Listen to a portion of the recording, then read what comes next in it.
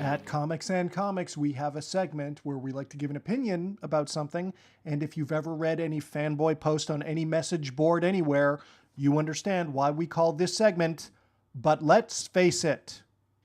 It's a strange time for animation. Hand-drawn is pretty much dead in films, and will probably not last that much longer in TV. With CG dominating the special effects in live-action movies, there's now a very fine line between what is an animated movie and what isn't. The Three Caballeros was an anomaly in 1944, but now countless live-action movies feature people interacting with characters that were added in post. I have to think that the amazing motion capture in Tintin is making studios wonder if they can get rid of actors entirely, at least all but the few top stars. History has given us a lot of good cartoons, and I don't just mean preparatory drawings for fresco paintings, both in TV and in films. But let's face it, we Americans don't respect cartoons enough. I don't like the hype that comes during the production of a live-action film that was already well told in animated form. Cartoons are not a dress rehearsal for live action. When the Tim Burton and Joel Schumacher Batman sequels were coming out in the 90s, the pre-release reaction for each one should have been, if this movie is thumbs up, great, but it will only be gravy on top of the wonder that is Batman the Animated Series. But instead, the attitude was and is that the success of the character lives and dies by the live-action incarnations.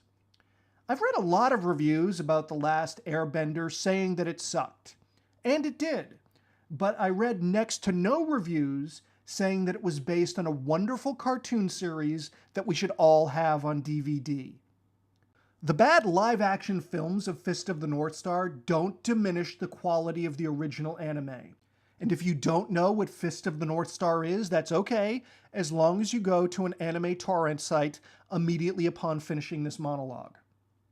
I don't know if this year's Avengers film will have the fight against the Hulk like the end of the first Ultimate Avengers animated movie, but that awesomeness already exists is plenty for me. Now, conversely, there are examples of cartoons that expand the universes of live-action source material. And when this is well done, there simply isn't enough applauding of the work. The hand-drawn Clone Wars cartoon that led directly into the opening of Revenge of the Sith was exceptional. Now, the CG movie of Clone Wars, which was essentially the pilot for the series currently on Cartoon Network, was pretty bad. But the series itself has become great. There are lots and lots of really good episodes, some of which are surprisingly dark and uncompromising. Yet, I don't hear all the people who are still bitching about the prequels talking about this show. What, did George Lucas rape your TV remote? I do hear lots of talk these days about how TV is better than movies. But the assumption is that we as a culture are all live-action snobs. Well, speak for yourself. The Droids cartoon in the 80s was pretty weak, and let's face it, so was the Super Friends. We've recently gotten much, much better versions of both, and that is worth celebrating. As I said before, there are also some wonderful recent animated films, some of which have made good money. But I just feel like what the American movie-going public will accept from an animated film is a bit narrow. We should be ashamed of the grosses for all Miyazaki films that have been released in the US. And we should hang our heads in shame at the measly $26 million earned by the Iron Giant in 1999.